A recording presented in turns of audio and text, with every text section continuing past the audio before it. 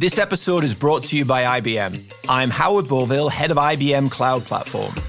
Last year, cybercrimes cost the world $6 trillion. To address today's threats, clients need technology that gives access to data without compromising it. IBM's open, secure hybrid cloud architecture ensures you are the only one who can access your data and keeps everyone else out, even us. Visit ibm.com/cloud to learn more.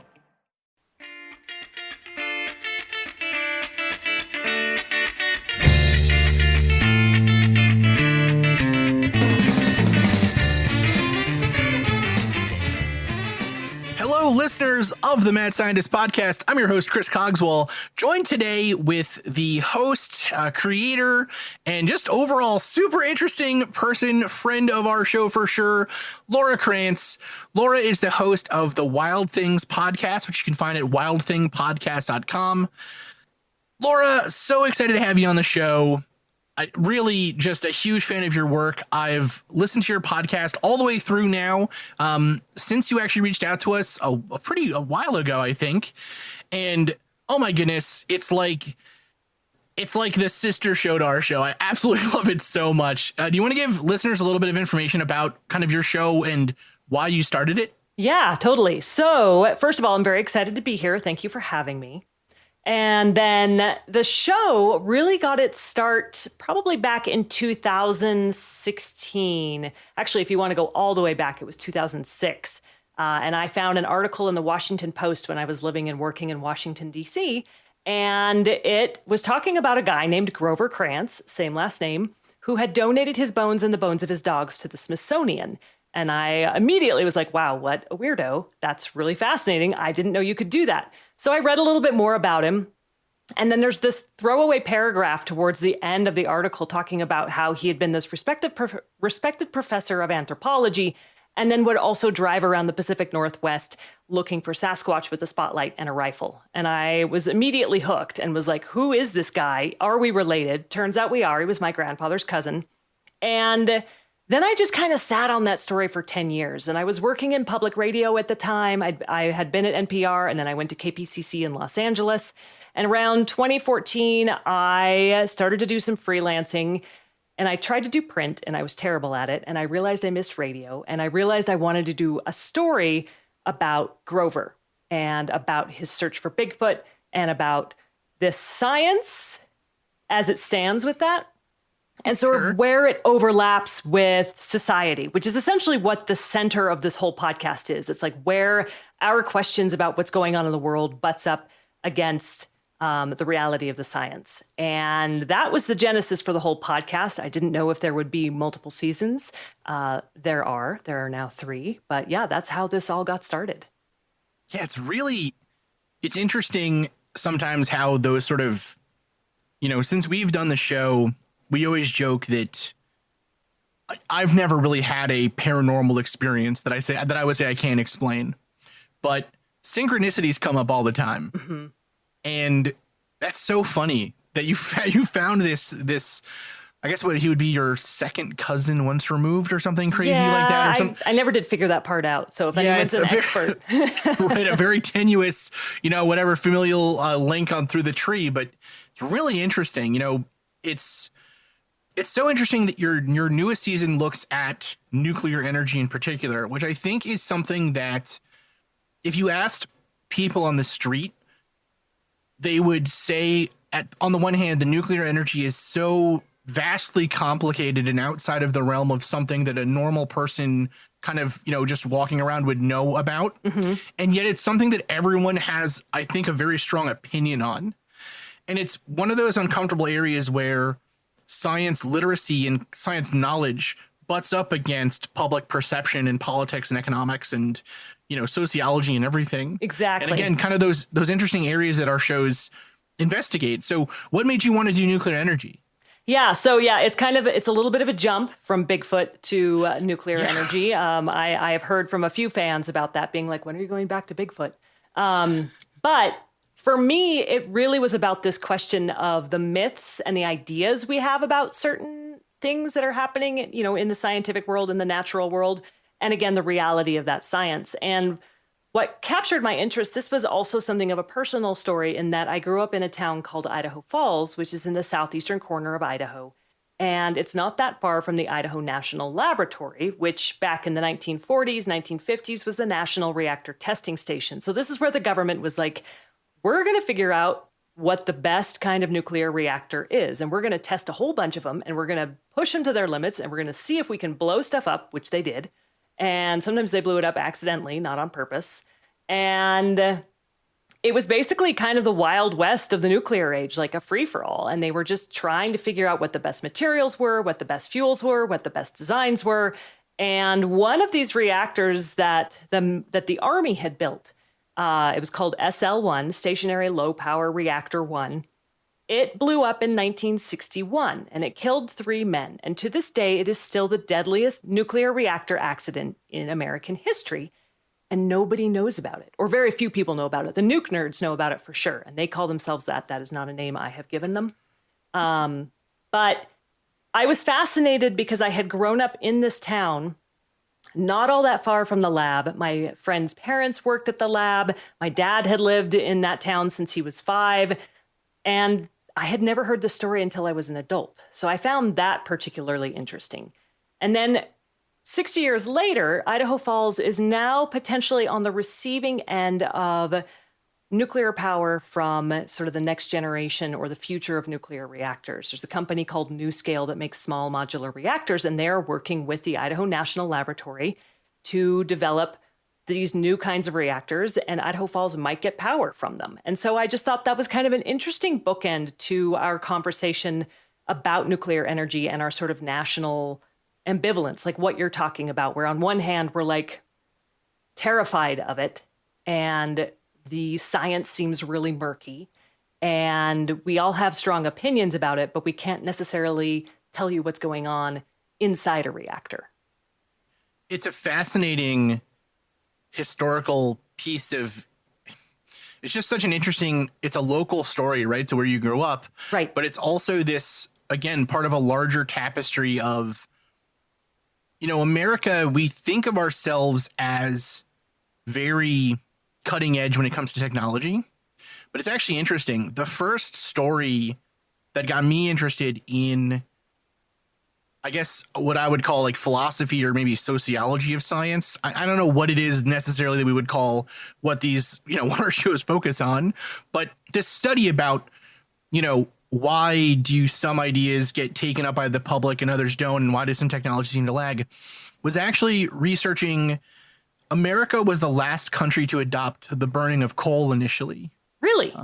Yeah, because we had so much wood that we had to switch over to it much later than Europe did. Mm-hmm. And so pre kind of the, you know, the creation of the modern day coal industry, the United States really pushed back against coal. And a lot of the same arguments you see made about, you know, it's not safe, it ruins the environment, it's, you know, it can explode, it can all these other things, were made about coal and coal reactors and steam engines. And, you know, the one thing we touch on all the time on the show, it's like our unofficial catch line, I feel like, is, you know, conspiracy theory or pseudoscience doesn't really change. You just, all that changes is the window dressing, right? The arguments, though, stay the same. The feelings stay the same.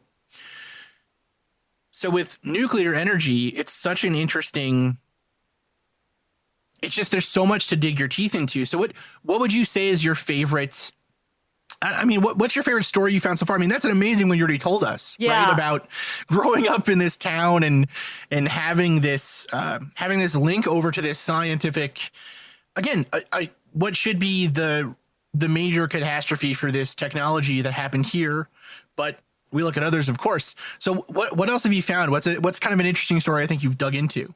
Yeah, there are actually a bunch. And, you know, what was really fascinating for me was getting into the history of all of this, because I didn't really have a good sense of like how we had come to the place where we are with nuclear energy. And, you know, getting that background, learning about how back in, you know, in the 1930s, when they kind of figured out how they were going to be able to get, let me back up. Back in the 1930s, when they figured out they could get all that power out of the atom, that was sort of the first step.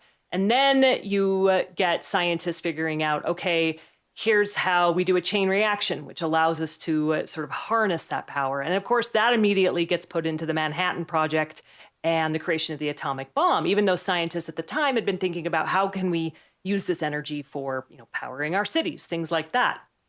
So the Manhattan Project, all of this happens in secrecy. Nobody knows. The majority of Americans, the vast majority of Americans, have no clue about this and no real knowledge of nuclear energy until August 6, 1945, when we dropped the first atomic bomb on Japan. And all of a sudden it's like, whoa, holy crap. What is this? And then you get the second bomb.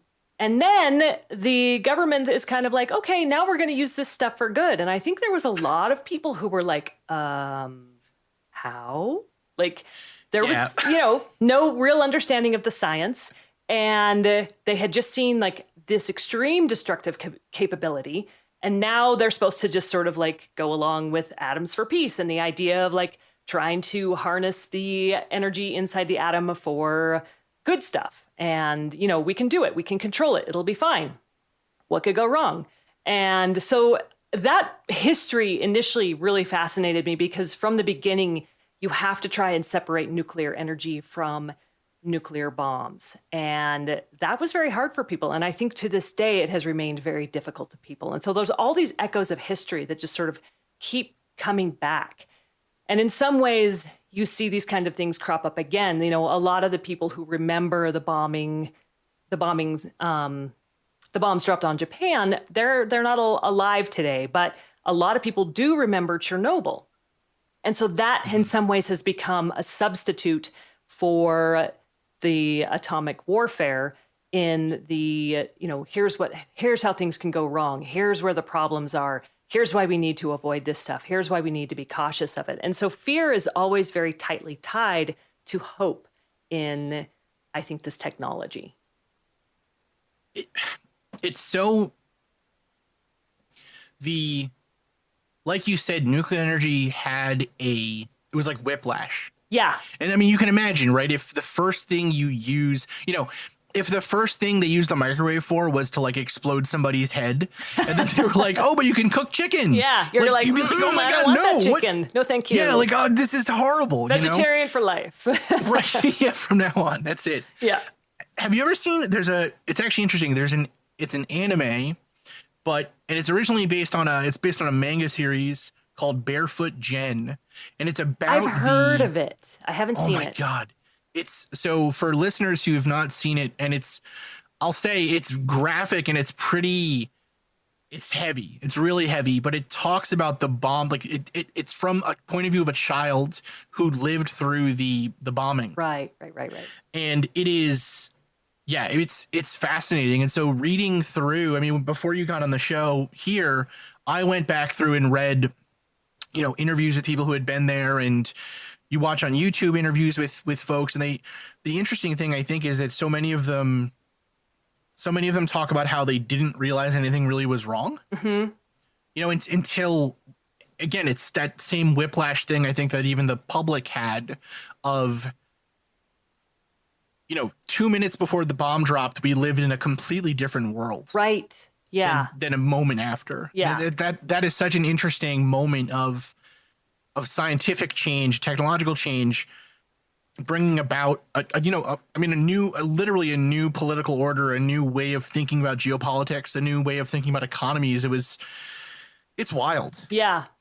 And I didn't quite answer your question, but to go back to it, like you have this moment in like the 50s where they are trying to harness the power of the atomic bomb for peaceful uses. And there was a project called Project Plowshares, which is literally from a Bible verse, turn our swords into plowshares. Yep. And they were using, they didn't get as far with this as I think they would have liked to if they hadn't had any sort of regulations or oversight. But there were plans to like drop bombs in Alaska to create a harbor up in sort of the northwest corner of Alaska. There were ideas to like bomb the Bristol Mountains in California and, make room for the interstate. There were ideas to create a new Panama Canal or widen the existing one. All of these using nuclear weapons for quote unquote peaceful uses. But it's a little bit terrifying in some ways how fast and loose we were with this stuff, given that we didn't fully understand it. We'd really only been playing around with it for since World War II, understanding the explosive capabilities of it. And this was fairly new technology that we were a little sloppy with.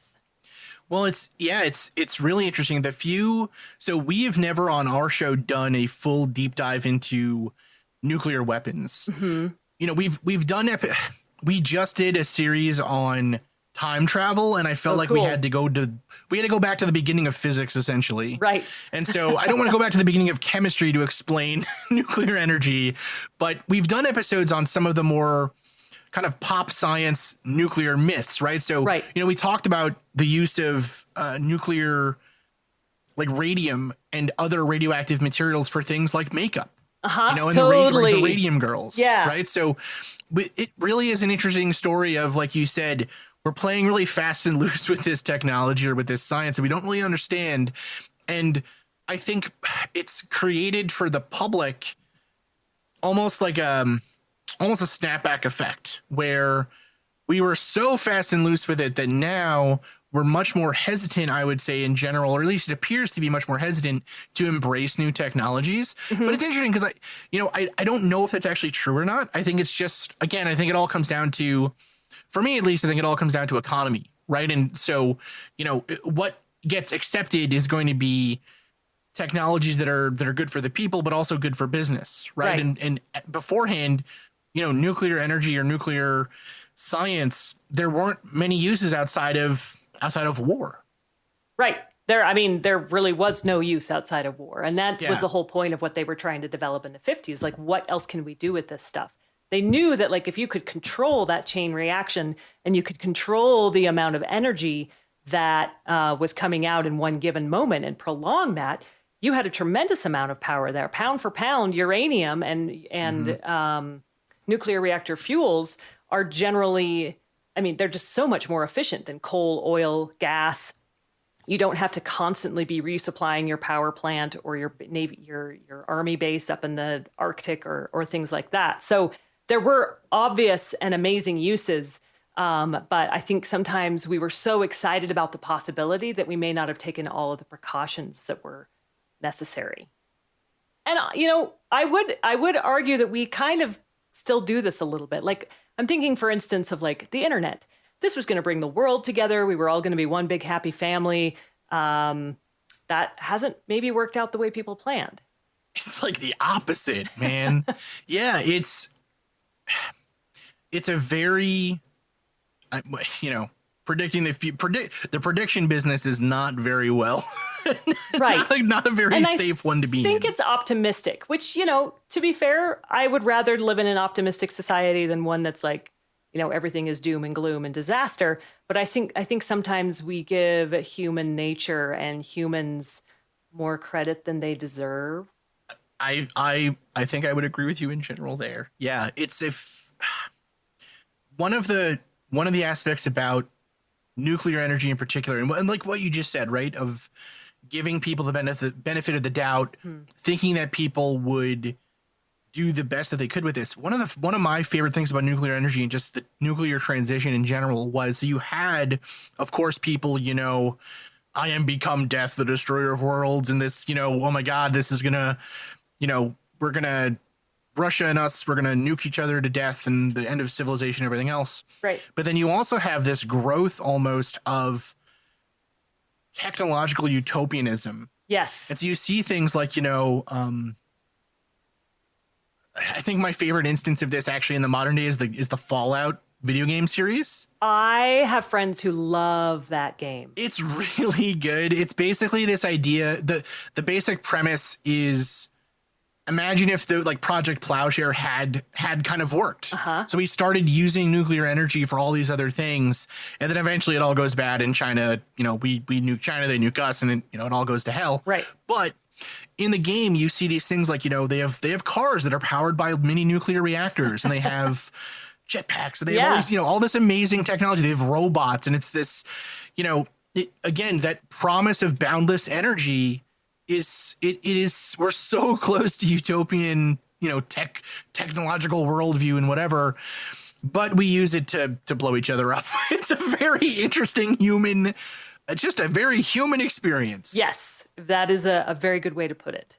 But so have you, I guess, one of the, so I want to ask you, I want to go through your favorite kind of nuclear mythology, if you have one. Right? So for me, it's definitely like Attack of the 300-Foot Tomato. Oh. I love those kind of stories, right? You know, so, you know, oh, an ant gets into a nuclear reactor and now he's 10 stories tall. Right. Totally. Yeah. What's your favorite? What is your favorite one? So I mean, I always found the Spider-Man one to be kind of fascinating in terms of like, you know, the radioactive spider bites Peter Parker, turns him into Spider-Man. And what's interesting is about those early comic books, those early Spider-Man comic books, he's not actually much of a hero. He's kind of an asshole. He sucks. Yeah, he really does suck. So it's sort of this, I don't know, I always found it sort of be this kind of allegory of like, you have these amazing powers and you choose not to use them for good. You choose to use them for your own gain or benefit or to get yourself out of trouble, but not really for the benefit of mankind. So I always thought that was kind of a telling little story. With great power comes great responsibility. Right, exactly. But what's funny is, so I did a little bit of research into like the comic book industry post World War II. And, you know, this was really one of the best ways to reach people at that time. And so the government actually created a whole bunch of different comic books, or they got involved with a bunch of different comic books to try and get the message out to people about how nuclear worked. And there was a comic book that came out in the 1950s. The foreword was written by General Leslie Groves, who had been, you know, the head of the Manhattan Project on the military side. And he writes this foreword for this comic called Blondie and Dagwood Split the Atom. Oh my God. And it's based on the Blondie cartoons, and they basically like shrink down to the size of an electron and like go and explore the atom. And it's actually pretty awesome. I mean, it's dated and the science isn't totally accurate, but you're like, wow, that's kind of a cool way to try and reach people. That's amazing. Yeah. And there were all these other nonfiction comic books, which you probably won't be surprised to hear that they didn't do particularly well, because Americans ultimately want action, adventure, epic stories, and not just facts and figures. Sure. But then, so the comic book industry sort of pivots and like creates all these atomic heroes like Atom Man, and that's Atom Man, M-A-N-N. And then I can't remember exactly what is the moment that he becomes atomic, but he becomes Atomic Man. So anyway, a little play on words there. The Hulk, right? The Hulk gets hit with gamma radiation, and instead of him, you know, burning and melting from the inside. Totally. But the problem was super strong and green. Yeah, those initial comic book people, they were just the comic book people were just trying to capitalize on like the newfound fascination with the atom, and there was no real storyline to these, so they failed. And it wasn't until you get like Spider-Man, the Fantastic Four, Hulk, like that's when the idea of mutation and radiation becomes like a story, a way to move the story forward, and it doesn't become like just the thing itself. And it's that idea that mutation can actually do something cool. And it's not just necessarily a horrible, horrible thing. But I would like to point out with the Hulk, how many PhDs did that dude have? 7? And he was like, I'm going to go stand in this weird machine and let it bombard me with gamma rays. That's cool. It's complete insanity. Yeah, it's you're just like, maybe ridiculous. you should have gotten an 8th PhD and you would have known better. Well, it's funny. We were just, I was just talking about those old comic book heroes, like, because, you know, obviously Marvel's had a crazy resurgence in the last like 20 years and in the movies and everything else and whatever. Yeah. But it's like, you know, some characters like the Hulk, you're like, okay, that guy, that power would never happen, but growing super strong and, you know, being able to stay smart after you, I guess, go through your like angsty Hulk phase, that seems kind of cool. But like, did you see Daredevil? No, I have to confess, I haven't watched a lot of the Marvel movies. But just hilarious to me. Daredevil's only power is that he's not actually blind. Oh. Which doesn't seem like much of a power. Wait. Right? Like, it's very strange. So he's not blind, but he pretends he's blind? So he's blind, but then his power is that he can see, even though he's blind. That's the dumbest thing I've ever heard. It's ridiculous, right? It's insanity. Okay. Anyways, I like Daredevil personally, but I've always been like that. Come on. And then he's like, he just kind of trains to be like powerful martial artist and everything else. So he can hear stuff really well. And it's wacky. Anyways, whatever. All right. Going on your last point I'm going to continue from your last point about the radiation giving powers to people and whatever. Okay, so an interesting thing about what happened to science and public science, especially too, and the public's understanding of science after kind of the nuclear age, I guess, and dropping of the atomic bombs, you see in the sort of pre-World War II era in kind of circles like theosophy and mind reading and sort of occultish stuff, they actually use radiation as a proof almost of the stuff that they've been saying, right? Because it's this unseen physical force that we did not know anything about, and yet it's able to do such horrible, amazing things. It seemed like magic. Exactly. It seems like magic. And so there's actually a book called, we're reading it actually for an upcoming series here. There's a book called Thought Forms, and it actually was a very influential book on art and abstract expressionism, especially in like abstract art and modern art, where they talk about, well, we're only limited to our physical senses, and yet we know from things like X-rays and gamma radiation and all these tests that there are unseen forces that still affect the world around us.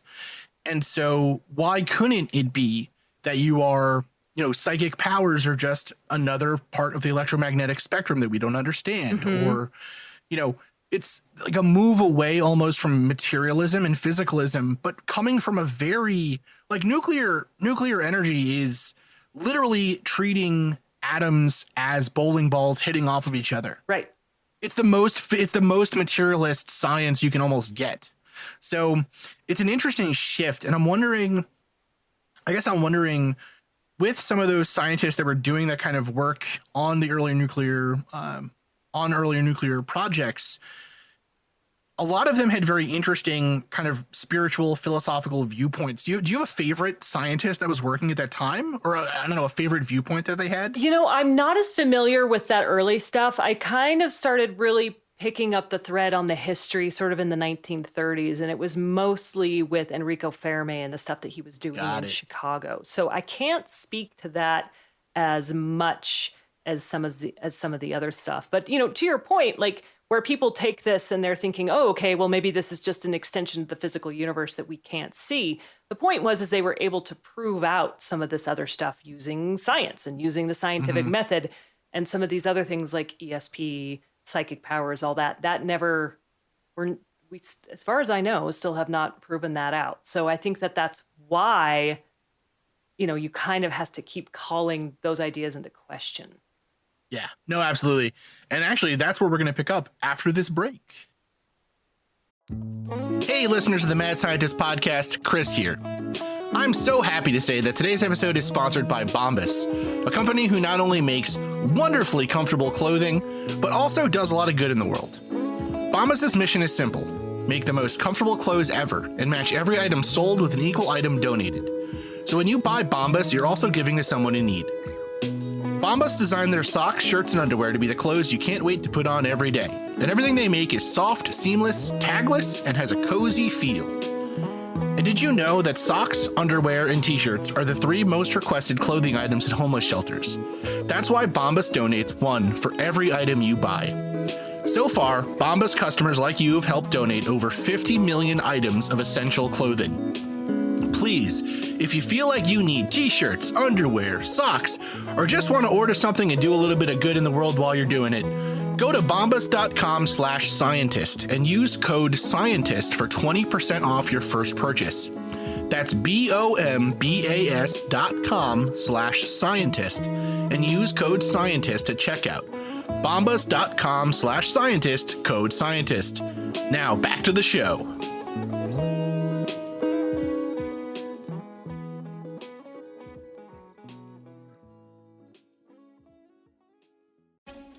Our history is full of people that defied the odds. Rebels, outcasts, and revolutionaries that knew the risk and still gambled everything for a cause they believed in. The Anthology of Heroes podcast is dedicated to telling their stories. Through knife-edge victories, defiant last stands, and doomed final speeches, we explore the lives of some of the most fascinating people to ever walk the earth. many of which never made it into our history books. So join me, Elliot Gates, on the Anthology of Heroes podcast.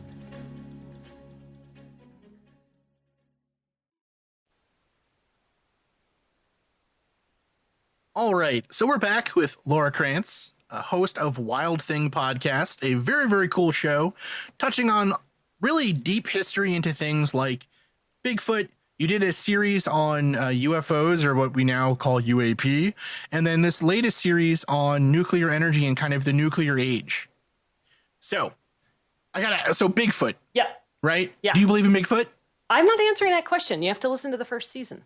All right. That's good. That's good for listeners there. See that? Oh man, that's the kind of podcast skill we got. Marie, when you're listening back to this, we got to get good at that stuff, man. Let's go. All right. So one of the interesting things I think about these topics I call them near science, or sort of, because they're just on the edge, right? Like Bigfoot, Bigfoot hunting is such a funny thing for me, because you have figures like, say, Melba Ketchum, or these other people who, it reminds me of like when I was a kid, I told a friend that I was actually in the Power Rangers, and like the lie got so big, right, that it was like, well, if you're part of the Power Rangers, then show me your sword. Right. And then you can't, and the lie kind of falls away. And that's what happens to these figures again and again. Right. Well, show me the DNA. And then she's like, no, but here's a picture of a guy in a Chewbacca, mask. Great. Super wonderful. Where do you think the public's interest in those things comes from? Or what drives somebody to hunt for Bigfoot every weekend? I think there are a lot of reasons, honestly. And that's actually one of the things I explore in that series. One of the big things is people just like being outside and being out in the woods, and looking for Bigfoot gives them an excuse to do that. And I can't tell you how many people I met who are like, yeah, I'm going squatching, which is basically I'm going for a hike, or I'm going camping, or I'm just going to, go bird watching. But if I happen to see a Sasquatch, great. It's people who really enjoy the outdoors. And I don't see that there's anything particularly problematic with that at all.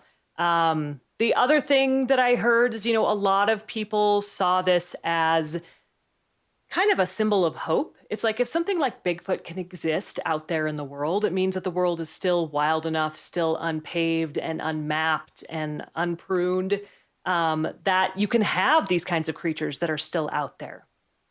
And honestly, that resonates with me, because I would rather live in a world where something like Bigfoot could exist than live in a world where we are absolutely definitively sure that nothing like that could ever be out there ever again. That kind of breaks your heart a little bit. Like, you want to know that there are wild spaces out there and things that you can't even imagine.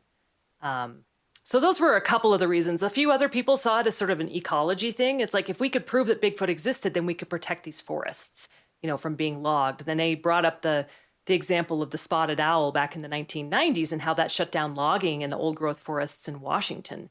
And they were like, if they did that for the owl, imagine what they would do for Bigfoot. And then I think probably the reason Grover, my grandfather's cousin and the genesis for this whole podcast, I think the reason he was looking is because he was an anthropologist, and he found the idea of some sort of distant hominid relative out there still lurking in the woods to be like an unparalleled scientific opportunity. Like, here was a chance to potentially find a specimen of something that we were distantly related to, and that could give us a glimpse of our evolutionary past. And I think that was one of the big reasons that he kept looking and hoping. So okay, you said a lot there that I want to respond to for sure. I totally agree with you though. Like, wanting the world to be magical. I mean, of course, I hear that a lot, I should say, not Marie, because Marie is smart and stays off of Twitter. But I get that a lot from people who really believe in like UFOs or whatever. They'll ask, well, but why are you even involved in this? And it's like, man, I wish there were aliens. That would be awesome. It would be so cool if there were aliens, but show me the evidence, right? I'm not going to buy whatever. Anyways, but I had a woman. So I got, the first ever like UFO in-person event I went to was a MUFON meeting in Minnesota. Okay. And I went there, and there was a really nice woman there who, you know, I was kind of looking around, and she was like, "Oh, are you new?" And she was sort of older. I think she was probably in her 70s or 80s. And, you know, we got it talking, and I was like, "Well, what brings you here? Like, why are you at this thing?" And she said, I just like looking at all the weirdos." And I'll never forget it. I was like, "Oh my God, this lady's the best." But the idea, I think, of, because I've been very lucky, I would say, in my kind of life, I guess, so far, in getting to meet with people like, like Avi Loeb and, a lot of the UFO people and whatever, and getting their, I think for all of them, the underlying drive is the one that you just said, right? Of this, like, it's ambition and curiosity kind of mixed together. Mm-hmm. This is our ability to go to something that no one has ever understood before.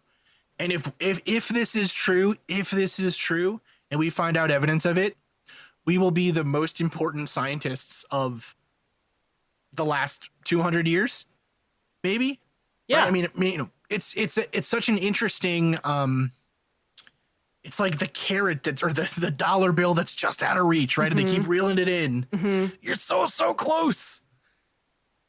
Yeah, I would say that there's some truth to that. Like, I'm sure that there are, I know that there are people who are looking for sort of academic validation, or, to prove that they were right. I'm sure Grover would have been more than happy to have found a Sasquatch and been able to throw that back in the faces of the people who had sort of made fun of him. Sure. No, absolutely. But I think another part of it, and this is more for the amateurs, I think, and maybe even for kids to some degree, is like there's an element of like, it's a question. It's a legitimate question to have. Let's explore it using the scientific tools we have available and see what we come up with. Like, where does your curiosity take you? And how can you use the tools that science provides to come up with an answer? And, there's something to be said, even though, this question has been asked, I don't know how many times over the course of the past 60, 70 years. It's one that continues to fascinate people. And in some ways, it's their gateway. It's their gateway into exploring the natural world. It's their gateway into science. And it's their gateway into the great outdoors. And so I think as long as it stays like that and doesn't become obsessive to the point where, you're hurting family or you're squandering all of your money on plaster cast kits for getting your footprints lined up, and you're also continuing to go at it from like a reasoned perspective, I think that's okay. Totally. No, totally. A question we get a lot from listeners, and I think even from people who are believers, but are, I think, a little shy, or maybe even a little afraid of saying that they believe in this sort of stuff, or are interested in it, is,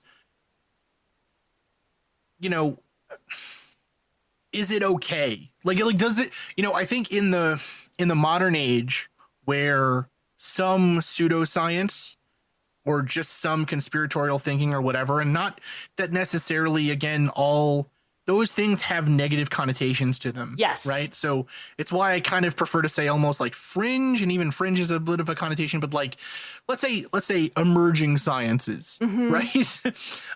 Or even just modern folklore or whatever you want to call these stories. In a world where things like, anti-vaccination belief and, just conspiracy theory seems to have a really real negative effect on the world around them, is it okay for people to believe in Bigfoot or in UFOs or whatever, or even to, UFO belief has gotten now Congress to like have hearings, and you know what I mean? Yeah. Is that okay? And I think, like you said, it's a matter of degrees, right? I mean, yes. I know for me, Bigfoot, the X-Files, UFOs, those things are what got me into science. So I think it's all about the way you frame it. And the Bigfoot people Squatchers. What do they call? Do they call themselves squatchers? Yeah, they totally do. Squatchers. Okay, cool. I think really, that's a super, I don't know, just seems super cool. I'd love to go on a Bigfoot hunt or a Bigfoot watch. I don't want to hunt them. Yeah, a stakeout. Stakeout. Right. Super cool. Yeah. Yeah, and so you're right. There's like sort of some parallel, everyone kind of goes in with like, is Bigfoot real? And then they can kind of diverge into, I'm going to look for Bigfoot and think about Bigfoot in terms of science. And then there are people who say, I didn't find Bigfoot, so Bigfoot must be invisible. And it sort of starts to extend. And I worried about this a little bit with both the first season and the second season, because there are a lot of conspiracy theories around these, and these, especially aliens and Bigfoot and government cover-ups and all that, like these are seen as sort of gateways into bigger, more QAnon type of conspiracy theories. And I definitely didn't want to encourage people to be like, question everything. And the rich elites are definitely kidnapping children and draining the adrenaline out of their blood. Like, it's be open-minded, but not so open-minded your brains fall out. Like I was just going to say that. Yeah. But that's a hard line to try and describe to people. So it's really hard. I've had conversations with family and with friends who are very nice and relatively intelligent people, and they have questions about this stuff because it's everywhere and they see it.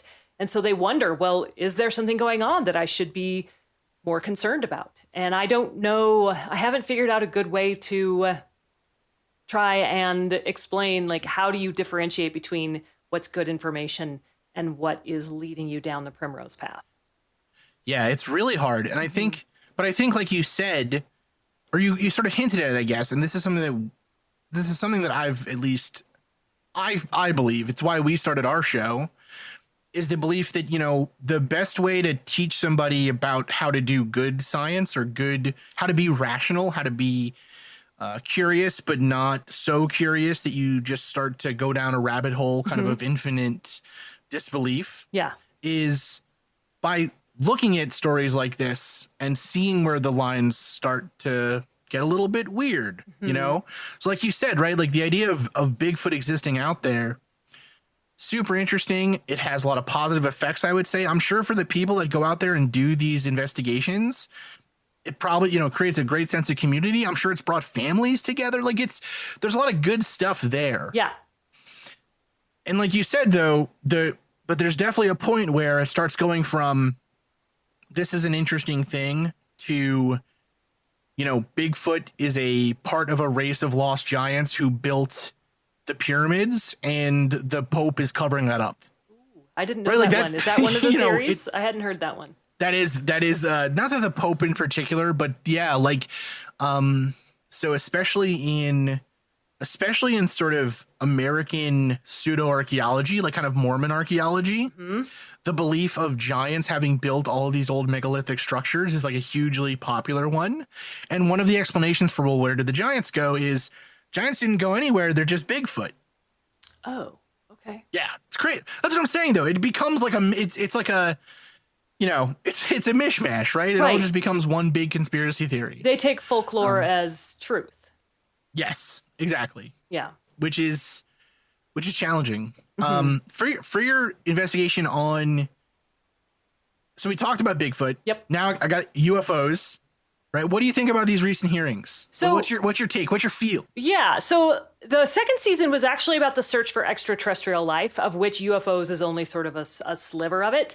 Yes. In terms of the recent hearings, I'm kind of like, I didn't hear anything I knew. I didn't hear anything that really changed my mind on these things. What I think is great is that the military has now provided an outlet for people to report things that they can't explain. Because for a while, it was like, you didn't talk about seeing weird stuff, because if you did, you were going to get, they were going to ground you. They were going to discharge you. People didn't want to hear you talking about UFOs or UAPs. So the fact that there's now a reporting process, I think that that's really important. I also think that there's probably a lot of technology out there that we aren't familiar with, and that the pilots flying some of these planes aren't familiar with, and then they are coming across it, and there are reasonable explanations for a lot of it. But I have a hard time thinking that aliens are coming to Earth, simply because first of all, space is huge. I mean, just enormous. And that was something that really the second season I learned, like just how much space and time and distance we are talking about when we're talking about moving through it. Second, if aliens are coming to Earth, why is the evidence so sort of it's so ambiguous? And I think it just kind of keeps coming back to those two things. It's like we don't even have proof that there is life on any other planet, not even microbial life. We have found no evidence of it. So it's very hard for me to make the leap from no life anywhere that we have discovered to aliens are coming to Earth. See, but the challenge, I think, is that that's exactly what the lizards would want you to say. I know. I've been brainwashed. I'm telling you, this is rough. This is rough stuff right now. You heard it here first, folks. But, this goes back to that earlier question of ask questions, investigate it, look into it, but don't make any assumptions. Let's see what we can find out. Let's see what I realize. And also science is a moving target. Science is not set in stone. So as we get better with technology, as we have instruments that can detect different types of matter or different types of light waves, we may come to different conclusions, but based on what we have now and what we know now, there is no real solid evidence that aliens are coming to Earth and buzzing our planes. It's like, what else are they doing here? Right. I mean, they're not here for our technology, because if they can already do this, then they don't need anything from us. Right. Who cares? Yeah. Why come here at all? Right. Well, it's interesting. There is one of the most prevalent, I guess I would say, parts of modern day UFO folklore that, again, UFOs is funny because, Bigfoot has sort of stayed not static, because belief about Bigfoot has kind of emerged and changed and everything else. But the overall Bigfoot story has basically been, there might be this creature out in the wild. Right. That's been the story, and it's a relatively simple story, and it's easy to get your head around and why it might be and everything else. The UFO and kind of the look or the search for extraterrestrial life of any sort, it is evolved and changed and morphed and kind of re-eaten itself and morphed again over time. And so, but one of the interesting, I think, stories that keeps reemerging is, again, and it ties into your third season, I think, very, very interestingly, is this idea that one of the reasons aliens are coming here is because they're trying to stop us from using nuclear energy or from using nuclear weapons. So they're not doing a very good job of that either. No, it's a terrible job, right? But one of the major kind of cornerstones of modern military UFO mythology is this idea that in the 80s, a UFO disrupted a nuclear bunker someplace, and where the bunker is changes all the time, and who saw it changes all the time, and what they actually did changes all the time, and everything else.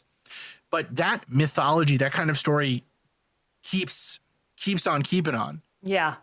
Yeah. I mean, this was in the movies in the 1950s and 60s too. A lot of the science fiction movies of the time were basically about aliens. Now that they've seen what we have done with the atomic bomb, say that we are not responsible enough to have this technology, so they come to Earth to, warn us or destroy us or try and save us from ourselves. This is a long held idea, basically since the late 1940s. Yeah, it brings me to my question, I guess, for you, which is, in your look at these topics and these stories and everything else, how do you think the best way, if you even have a best way, or you have an opinion on this, is of trying to teach somebody scientific discourse or kind of rational investigation, right? The process itself. Have you found a good way to do that, or a way to, I don't know. Have you seen anything that's worked, I guess? I have no idea what's working, honestly, but I'm of the opinion that my goal here is not to make fun of anyone. Most Absolutely. of the people who are asking these questions are asking them out of real curiosity and a real like sense of wonder or wanting to know. So I never want to make fun of people. And what I want to do is explain the science behind some of this stuff in as like as straightforward and simple a way as possible. And I realize I simplify a lot of it down to a point where probably nuclear scientists are rolling their eyes and being like, she's missed very important points here. But what I want people to do is feel like they can understand this stuff, at least at a basic level, so that when they read about it or hear about it, they have a foundation for it. And I think that that is probably the most important part of the discourse, is if people don't have that foundation, if they don't have the basics upon which to build, then they can go any which way with the science because they don't fully understand it. So that's kind of how I interpret this stuff and think about it and try to present it. The other factor in this is that Wild Thing, all 3 seasons are now going to be a nonfiction middle grade book series. The first one comes out in October, so I'm trying to get them while they're young. That is super exciting, though. I know, I'm super excited about it. Oh my goodness, I would have loved books like that as a kid. Right. That's amazing. Yeah.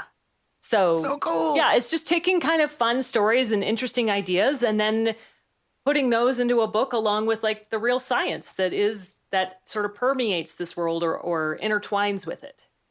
Absolutely. Oh my goodness. So cool. Well, I can't think of a better note to end the episode on. I think that's so cool. So listeners, again, thank you so much for listening to the Mad Scientist podcast. I really, Laura Krantz is the host of Wild Thing Podcast. Check out the website, wildthingpodcast.com. Check out the books when they come out. I cannot wait to get my own copies. It sounds like they're going to be so much fun and so cool. Laura, thanks for coming on the show. Anything else you wanted to tell listeners? Anything else you wanted to have them check out? No, this is great. Thank you so much for having me on. This has been a really fun and very wide-ranging conversation. They always are here. We have a very hard time keeping on topic. Thanks so much for joining us. Listeners, as always, thank you for listening to the show, and we'll be back next week. Thank you again, dear listeners, for listening to the Mad Scientist podcast. I have been your host, Chris Cogswell, joined by my co-host, Marie Mayhew. If you'd like to contact the show, please send us an email at themadscientistpodcast@gmail.com. That's all one word. You can also follow us on Twitter at Mad Scientist Pod or at Team Giant Squid for Marie. And of course, you can see us on Facebook, on Instagram, and all over the internet as the Mad Scientist Podcast. And again, our logo is the one with the pumpkin head, so it's easy to see. If you've enjoyed the show tonight, please consider supporting us on Patreon, where the money that you give to us will help us to promote this show further, to make it better, and just to spend more time making it. We love doing that. We do love doing that. Our logo was designed by Carrie Shaheen. Our web design is done by Desdemona Howard. Woohoo! And our sound design is done by Jake Cardinal. Thanks again for listening. Thank you. This has been a Damn It Chippy production. Our history is full of people that defied the odds. Rebels, outcasts, and revolutionaries that knew the risk and still gambled everything for a cause they believed in. The Anthology of Heroes podcast is dedicated to telling their stories. Through knife-edge victories, defiant last stands, and doomed final speeches, we explore the lives of some of the most fascinating people to ever walk the earth, many of which never made it into our history books. So join me, Elliot Gates, on the Anthology of Heroes podcast.